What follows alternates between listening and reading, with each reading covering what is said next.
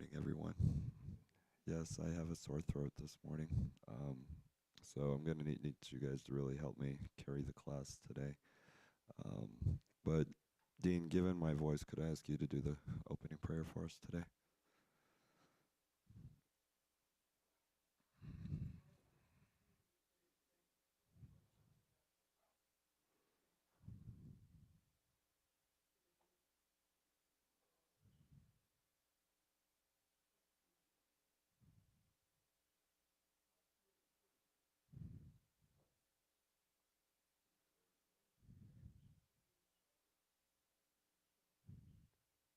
Amen.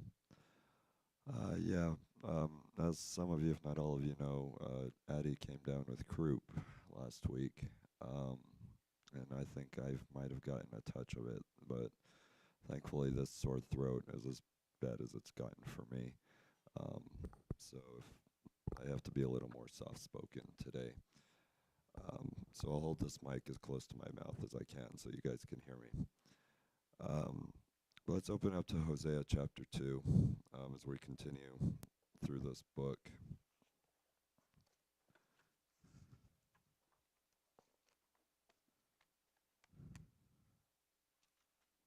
That's Hosea chapter 2. So we're going to be finishing out this chapter today. But the author of Hosea, begins by recording a message that begins in verses 1 through 13 with the fact that God's people, they are going to have to go through a period of judgment as a result of their unfaithfulness to Him. But even though that's the case, in books like Hosea and other prophetic books, intertwined with these messages of judgment is messages of hope. That after the judgment, there's coming a period of restoration. And that's what we're going to see here in verses 14 through 23. It's really, verse 14 through 23 is really encouraging. It just talks about how there's great days coming. One reason we know that is because in these verses, one phrase we see repeated is "in that day," where it's pointing forward to a specific time when God was going to do something for His people. So it's that phrase that we're going to work with today as we look at 3 points that can be gleaned from these verses about those great days that are coming for God's people after they go through some judgment. First point we'll see in verses 14 through 17 is that there was coming a day when God would restore His relationship with His people. Then in verses 18 through 20, there was coming a day when God would make a covenant for His people. And finally, in verses 21 through 23, there was coming a day when God would respond to His people. Now, the application of this to us is even for us, even though we're going through difficult times right now to some degree, there's a great day coming for us, and we'll talk more about that at the end of class. Well, let's start with verses 14 through 17. If somebody wouldn't mind reading verses 14 through 17, that'd be...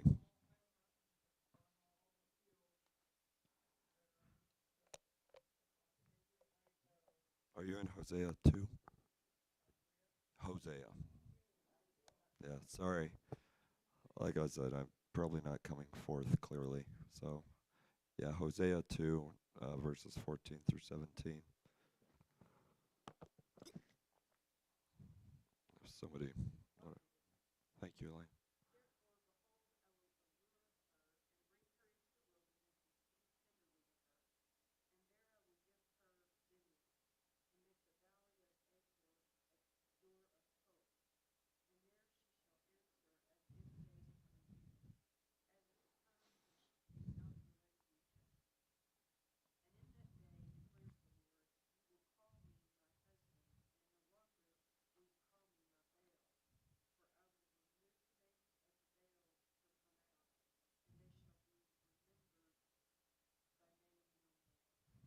Thank you, Elaine.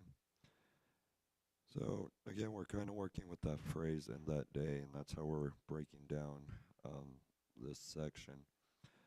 But the first "in that day" point begins in verse 14. Um, according to verse 14, the text there reads that God is going to allure His people. Now, what does it mean to allure someone? To attract. If you look at the word, you'll see within the word is that word lure. So yeah, it's the idea of bringing someone closer. So what's God going to do? Where's He going to bring His people?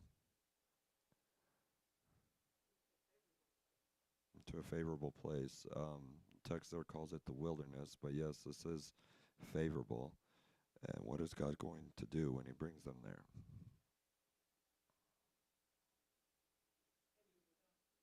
Okay, you have speak tenderly, and Dean, you have speak comfort. Okay, the New American Standard has the word kindly there, but it is the idea that God is going to speak tenderly to him. I think is also a good translation there. So this is where we're beginning to see that after punishing His people, verses 1 through 13, God is going to restore His relationship with His people. Um, Questions or comments on verse 14? Okay.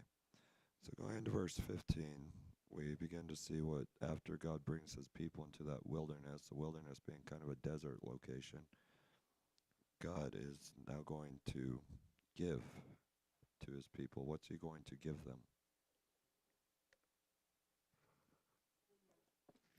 Vineyards. And what are vineyards? Okay, grapevines is what we might think of. So these vineyards are being used as a picture of how God's going to give back to His people what He took away from them through that judgment. But the text doesn't stop there. Also says He's going to give them this valley of Achor. But what's that valley of Achor represent according to this verse? Door of hope. So more positive language is being used here. Now this valley of Achor, it's a place in the land of Israel, but it's just being used figuratively here to further paint the picture that God's people are going to receive back what they lost. And the result is yes, they'd have hope. And not only does it say they have hope, what are God's people going to do? Verse 15.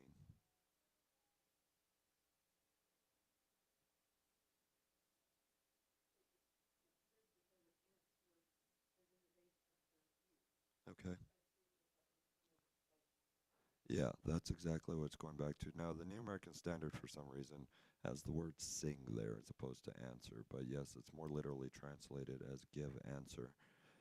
But yes, this is looking back on the days of their youth. Now, according to the language of this verse, what were the days of her youth?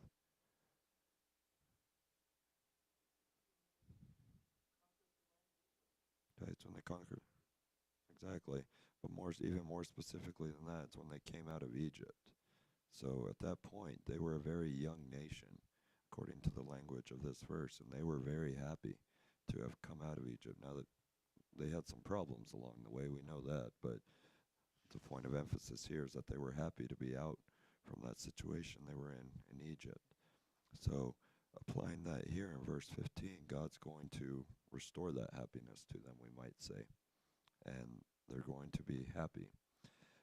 Questions or comments on verse 15?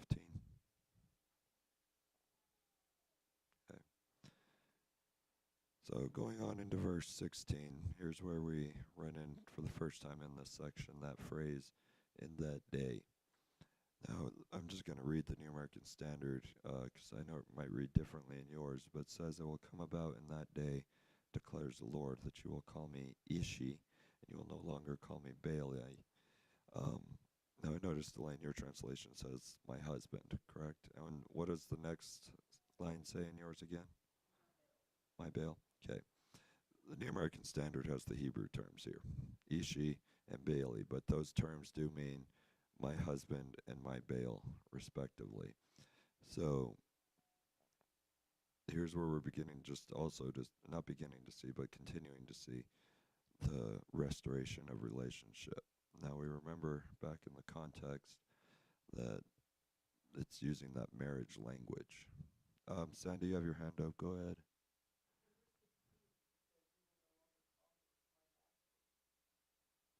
Okay, so can you read the whole verse for us?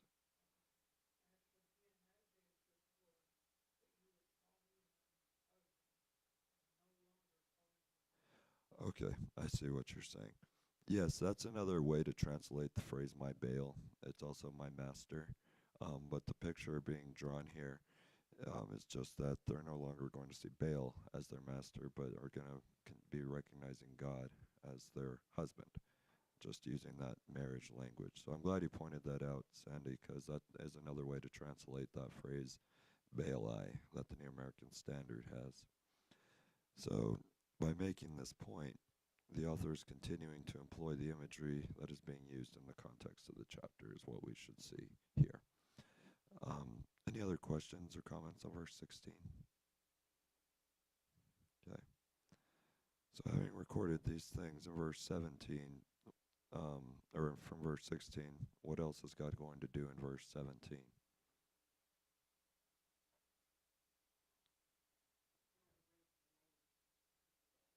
Okay, so he's going to erase the names of the Baals. So what picture does that paint? Okay, we might think of destruction. That might be true, just destroying the places of worship for Baal. Is there anything else involved in this bait, especially as it builds on verse 16?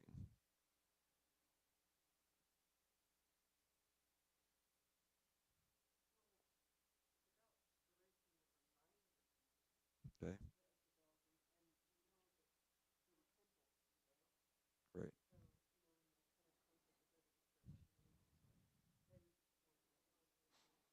right,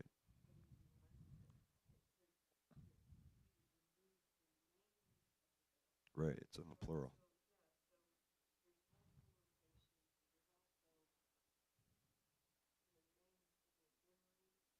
Right,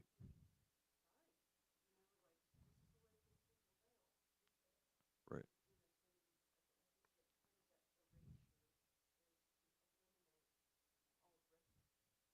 That is the idea. Now, that phrase names of the Baals is important because when you go back and look at some of the history behind this god Baal, there were different names for it. I don't have them in front of me. I should have wrote them down. But there was like Baal and then a name attached to that. Baal, another name attached to that. So that's what this phrase, the names of the Baals, is about, just the different names by which this god Baal was known. But yes, the point, part of the point being made here is just that God's going to remove all evidence of the god Baal in every way. And the result of that is going to be just that God's people wouldn't speak Baal's name anymore. And what that means is they wouldn't worship Baal in any way. So, um, so those are good points that were made. Anything else on verse 17?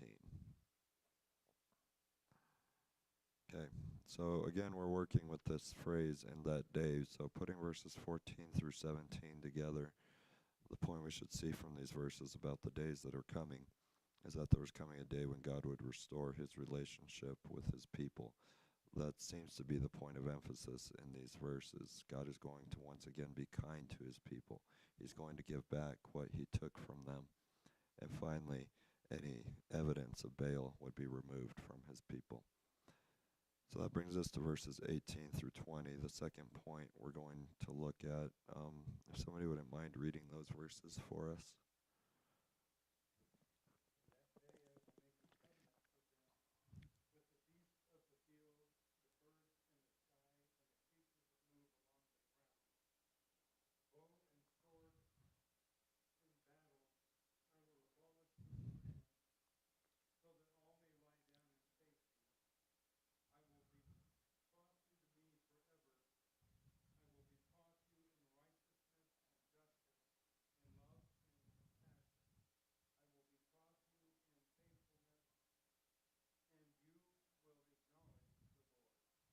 Thanks, Dad. So here we're moving on to another point of what of the in that day phrase, and the text starts off with God making a covenant. Now that's a word I think we're familiar with. What does the word covenant mean?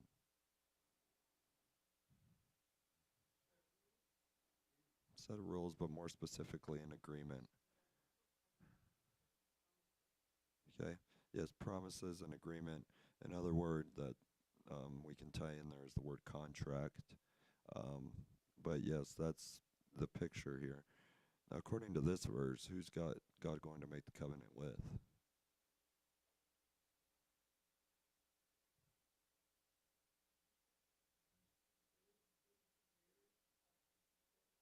What do those things have in common? Okay, they live upon the earth. What else do they have in common? They're His creation. They're things we find in nature, you might say. So it's really, honestly, to me, it seems odd. God's going to make covenant with things of nature, but there's a point being made here. It would be a contrary that exists between God and things we find in nature, but the point here is on the result of these things. God's going to make this covenant, and in addition to that, what else is He going to do? What's He going to abolish, in other words?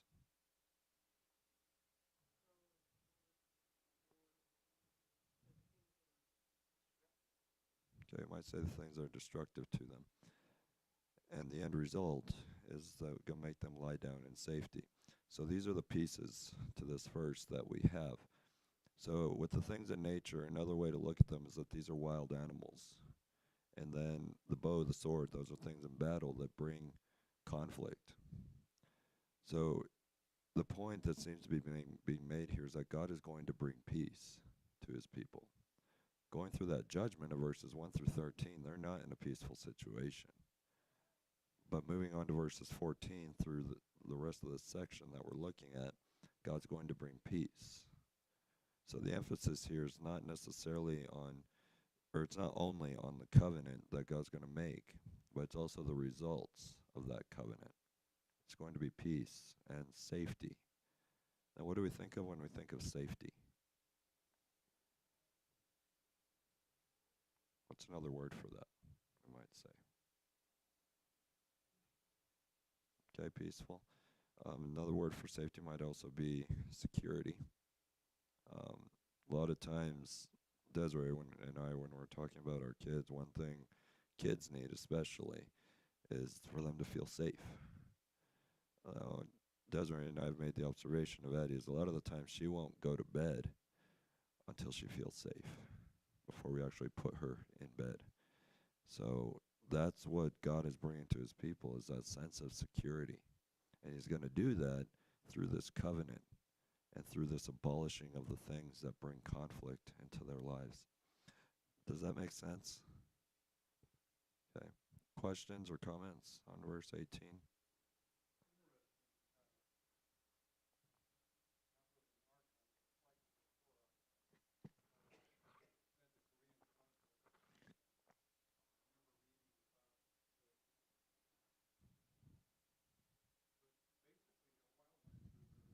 Mm-hmm.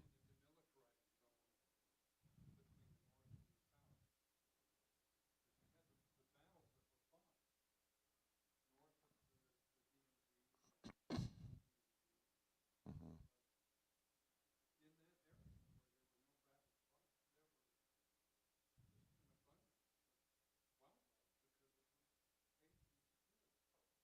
Yeah.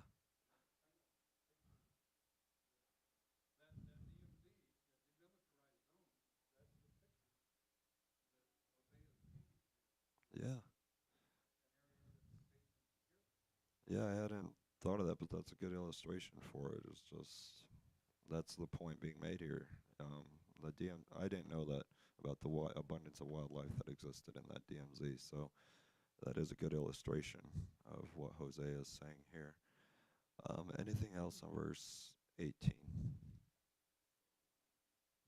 Okay, so go on to verse 19. The point continues, and the first thing we see here is that word betroth or betrothed being used. What is that? What kind of language is that? That betrothed, engagement, marriage. So this marriage picture is continuing to be painted. Goes all the way back to verse 16, my husband, and even further back into Hosea. Now, just by way of review, what's Hosea's situation? He's married to a harlot, and that's a way of symbolizing um, that God's people are being unfaithful to him. But here Hosea is coming back and saying, that relationship's going to be restored. God is going to, in a manner of speaking, re-engage in his marriage to his people. But the text doesn't stop there. It tells us how God is going to do that. We have these characteristics: righteousness, justice. New American Standard has loving kindness, but love is also a good word, as was read here, and then compassion. You've heard me say before that when you come to a list like this, one thing we can do is to see if they can break down in any way. Now, it's been said that this list of characteristics can break down into two pairs. The the first pair being righteousness and justice. Now, what, if anything, do righteousness and justice have in common with each other?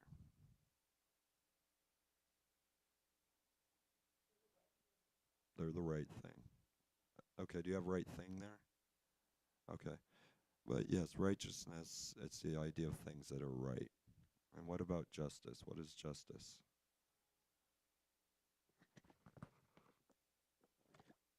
Fair. In the word justice, you have the word just, and just is simply another word for fair. So it's the idea of God bringing his people back into a right relationship with him in a fair manner, we might say. So next we have love and compassion. Again, the New American Standard has loving kindness there. Does anyone else have a different word besides love or loving kindness? You have mercy. Okay, so is it love and mercy? Okay. Is that okay? Yes, that's what compassion is. Compassion is another word for mercy, but they are paired together with the idea of God's going to extend love toward his people, and one evidence of that love is the mercy. So love is kind of the umbrella term. Mercy zeroes in on one specific thing. Um, so with that, anything else on verse 19? Okay, so verse 19 is just the idea of God's going to restore his marriage to his people, and these characteristics tell us how he's going to do it. So going on into verse 20 then, we find another aspect of this betrothal. And God also says that he would betroth his people in faithfulness. Does everyone have the word faithfulness there in verse 20? Okay. What is faithfulness? Okay, being true. That's true. That's another reason this word is important here, because it is the opposite of what Hosea's wife is. It's the opposite of what God's people are being toward him at this particular time. But yes, it's the idea of being true or dependable is another way we might look at it. So it's for that reason that it's been said that the characteristic of faithfulness kind of summarizes the four characteristics from verse 19. Now, the reason for that, the reason it's kind of summarizes the four verse 19 is because faithfulness shows that God will do what he's going to do. Among other things, God is faithful. He can always be trusted. So that's how here that's used to show that God is going to betroth his people once again in that day, some point in the future. Anything else on verse 20? Okay. So putting all these things together, the point we should see from that day for the coming days of God's people, there was coming a day when God would make a covenant for his people. Now, in these days, the author of Hosea has shown that the days were coming when God would make a covenant on behalf of his people. Now, going back to verse 18, the text says, I will make a covenant for them, not with them, but for them.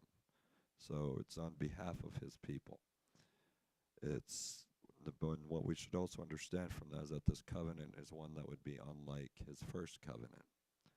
Now, since that's true, we might be able to say that the covenant being spoken of in these verses ultimately points forward to the covenant that we're living under today. That's the ultimate application of it, because we're under a different covenant than that one that was made through Moses and the one in the Old Testament we read about. So that brings us into verses 21 through 23. The last point we're going to look at concerning this phrase, in that day. There was coming a day when God would respond to his people. So, somebody wouldn't mind reading 21 through 23 before we look at it.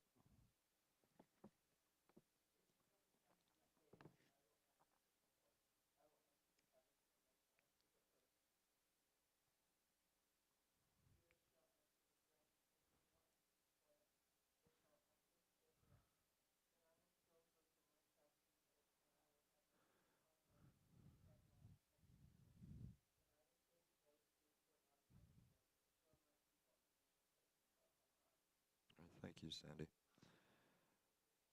So, there was coming a day when God would answer his people or respond to his people. So, with that in mind, what word is repeated several times here?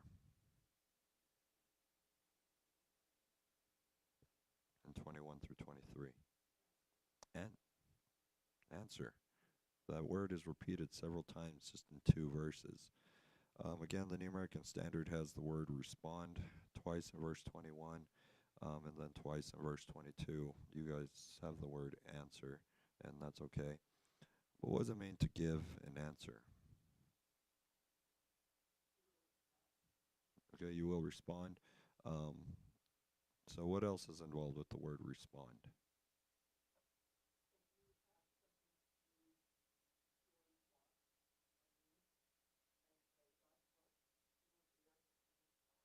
That's it. So there's a call being given of whatever shape. So here, this point is introduced. There's that in that day phrase, God says, I will respond. And then we have that phrase, declares the Lord, is another thing we have here. Now, that phrase, declares the Lord, what does it mean?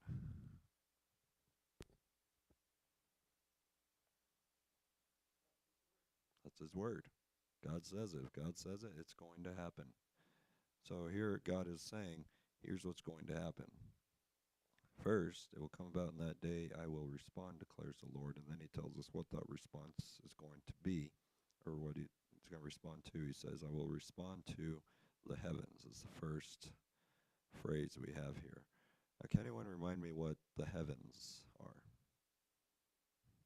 in some cases?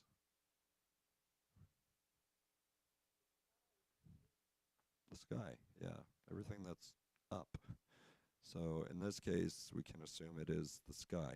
And we can assume that because what's tied in here is the earth. It says, I will respond to the heavens, and they will respond to the earth. So it's the picture here's the heavens are responding to the earth. Now, what is the earth? Might seem like a silly question. The planet we live on. Now, in some context, it refers to the people that live on this planet, but in this case, it's the actual planet. It's the land. So one reason we know this is part of the picture is because beginning in verse 22, the author records that as the heavens will have an answer to the earth will also respond. So putting those pieces together here in verse 21, it refers to something that God is going to cause to happen in nature as part of his restoration of his relationship with his people. A big part of God restoring his relationship with his people is God is going to give back to them their crops and all the things they had associated with the land. Questions or comments on verse 21? Okay. So, with all that being true, in verse 22, the author turns his attention to the earth itself and records God as saying here that the earth will respond to the things listed in this verse. I'll just read in the New American Standard. It says, and the earth will respond to the grain, to the new wine, and to the oil, and they will respond to Jezreel. So this continues the thought of verse 22, that after the heavens issue their answer or their response to the earth will issue a response to these things that are listed here. The grain, the new wine, and the oil. Can anyone tell me what those things are?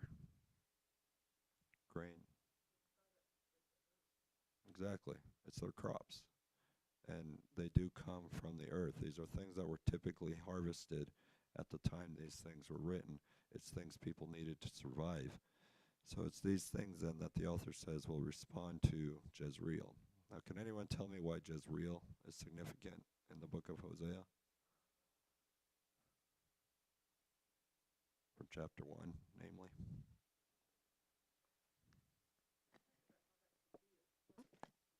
It is a place. Well, what else was it here in the book of Hosea?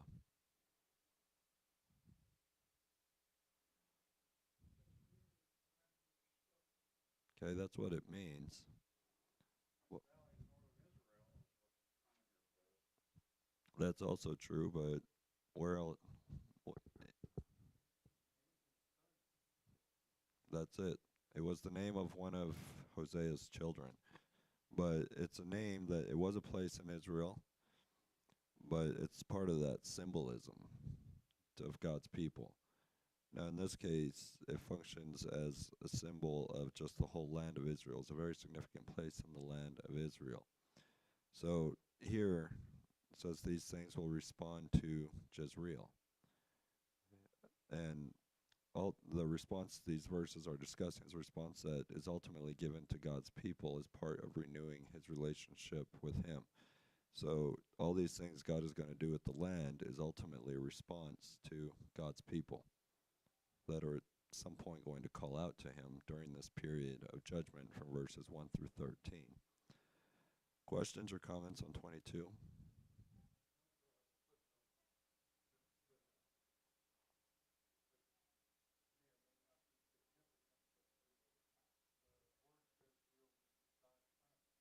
Okay, yeah, I have God sows, but it's the same idea, because I think that's what it means, the name Jezreel. Um, but applying that here into this short section that we're looking at is it's basically God's going to do the planting and bring back the crops that God's people have lost. So that's all. The meaning of this name is definitely significant to this as well. Um, Anything else on verse 22? Okay. So this idea of God planting does carry forward into verse 23. Now, according to verse 23, what is God going to do with Jezreel?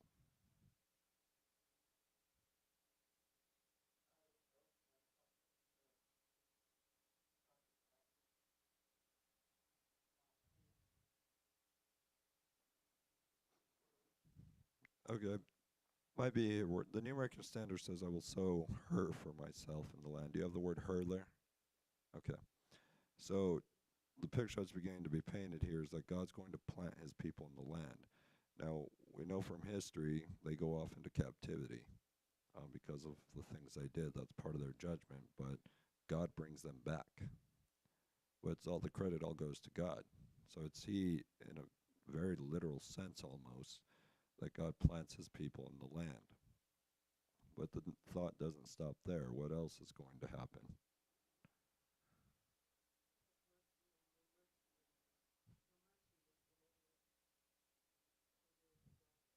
Right. Yeah, one of his children. So exactly, it was part of the symbolism that God that wasn't having mercy on his people at least for a time. So this situation is going to be reversed. They hadn't, they weren't receiving mercy, but now they're going to receive mercy. What else does the text tell us?